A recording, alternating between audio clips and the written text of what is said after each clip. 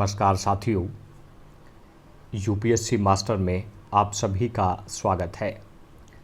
इस लेक्चर में हम ब्रीफली डिस्कस करेंगे भारत के सबसे युवा क्रांतिकारी जिन्हें भारत माँ की बेला पर सबसे कम आयु में फांसी को चूमने का श्रेय प्राप्त है, जो मानते थे क्या गुलामी से बड़ी और भद्दी कोई दूसरी बीमारी हो सकती है।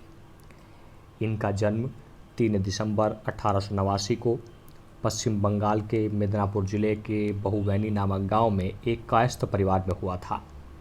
इनके पिता का नाम त्रिलोकनाथ और माता का नाम लक्ष्मीप्रिया देवी था।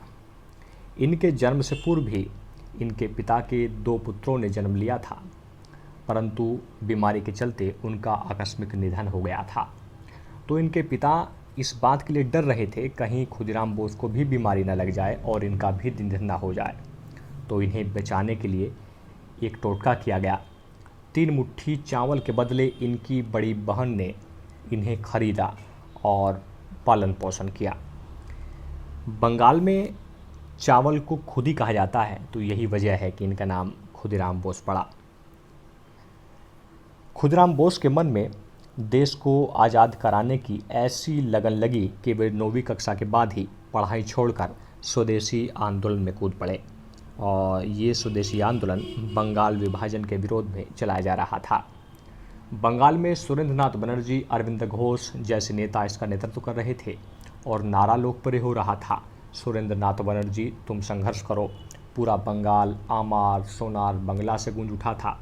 वंदे मातरम राष्ट्रगीत बनकर उभरा था। इसी आंदोलन की प्रगति के दौरान सत्येंद्रनाथ द्वारा लिखे गए सोनार बांग्ला नामक जो पत्रिका थी, उसकी प्रतिलिपियां खुदीराम बोस बांट रहे थे। तो यहीं पर इनकी झड़प एक पुलिसकर्मी से हो गई और पुलिसकर्मी घायल हो गया। खुदीराम बोस पहली बार गिरफ्तार हुए, परंतु कोई गवाही नहीं थी और वहीं इनकी आयु भी कम थी। इसी वजह से इन्हें छोड़ दिया गया। स्वदेशी आंदोलन में क्रांतिकारियों को किंग्सफोर्ड ने क्रूरतम दंड दिया था। इसी वजह से इनका प्रमोशन करके इन्हें मुजफ्फरपुर के मजिस्ट्रेट बनाकर भेज दिया गया था। पर युगांतर समिति, जो बंगाल में उस दौरान क्रांतिकारियों का प्रमुख संगठन हुआ करती थी, वो अपनी गुप्त बैठक में यह योजना बना चुकी थी कि इस क्रूर अत्याचारी अधिकारी किंग्सफोर्ड को मृत्युदंड दिया जाएगा। अब देगा कौन? तो सामने आए 2 युवा बालक, एक खुदीराम बोस और दूसरे इनके मित्र प्रफुल्ल कुमार चाकी। इन दोनों ने अत्याचारी, क्रूर, अन्यायी डगलस किंग्सफोर्ड की रैकी की। आने जाने का रास्ता देखा, समय निर्धारित किया। 30 अप्रैल 1908 को इन्होंने किंग्सफोर्ड की बग्गी पर बम फेंक दिया और मौके से फरार हो गए।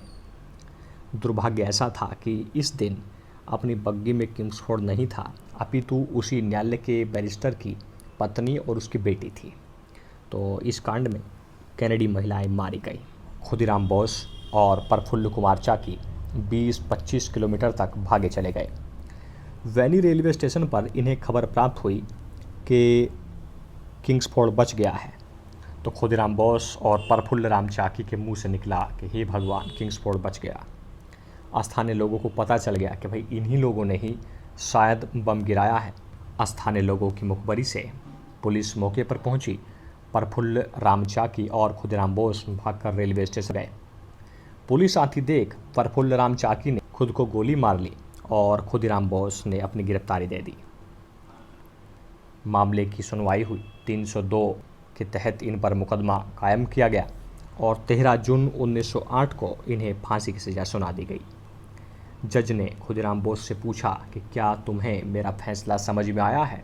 तब खुदीराम बोस ने कहा, जी हाँ, पर मैं अपने देशवासियों को बम बनाने की पद्धति समझाना चाहता हूँ। 11 अगस्त 1908 को भगवत गीता हाथ में लेकर वंदे मातरम के नारे लगाते हुए खुदीराम बोस ने फांसी का फंदा चूम लिया। बाल गंगाधर तिलक ने अपने पत्र केसरी में खुदीराम बोस की भूरी भूरी प्रशंसा की।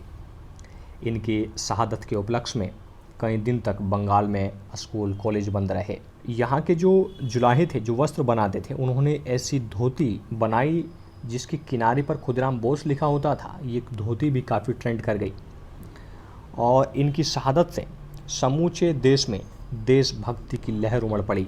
उनके साहसिक योगदान को अमर करने के लिए गीत रचे गए और उनका बलिदान लोकगीतों के रूप में मुखरित हुआ। आपको एक अभ्यास प्रश्न का जवाब कमेंट सेक्शन में देना है। किंग्सफोर्ड की बग्गी पर बम फेंका गया। ए 30 अप्रैल 1908, बी 30 अप्रैल 1909, सी 29 मई 1908 या फिर डी 20 अप्रैल 1907।